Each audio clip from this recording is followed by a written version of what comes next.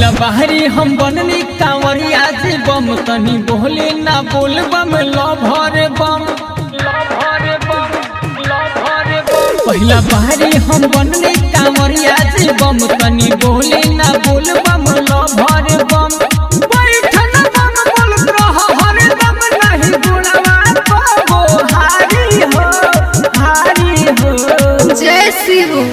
धीरे चलू ए बम धीरे नु हो जलवा नहीं गिरे नु हो धीरे चलाए बम धीरे नु जलवा नहीं गिरे नु। बोला बोला देवघर वाले बाबा की।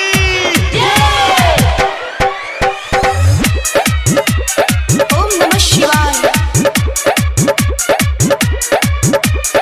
ओम नमः शिवाय। बोले शंकर भगवान की। तोहर खातिर आइल बानी बोल हम देवघर हो जय शिव। या पहाड़ पे हमारा लगे बड़ी डर हो तोहर खातिर आइल बानी जय शिव। हम देवघर हो बोल या पहाड़ पे हमारा लगे बड़ी डर हो ना तो छम छम बोल के बोल बम कहतल बात हम साचे हो जय शिव।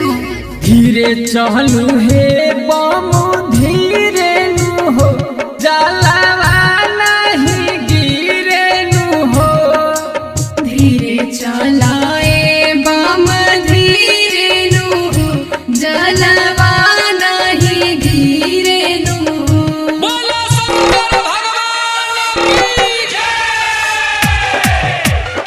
ओम नमः शिवाय। ओम नमः शिवाय।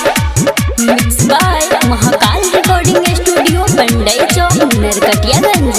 बोले शंकर भगवान की। राजा न ढेला घर में से बोल छोड़ दो न लाज हो जय शिव। ओ में सुनील बिकी तोहरे के नाज हो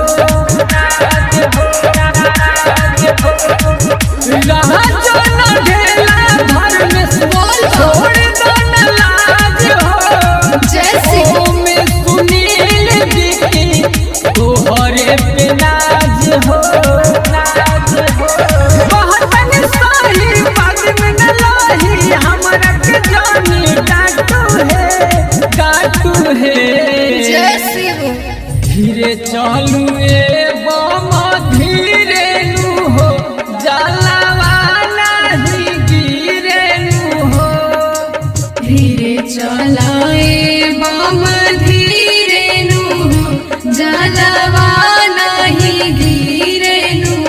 बोल पहिला बाहरी हम बनने कांवरिया से बम तनी बोले ना बोल बम लभर बम बैठन बम बोल रह हर दम नहीं गुणवा पाबो हारी हो जय शिव। धीरे चलू ए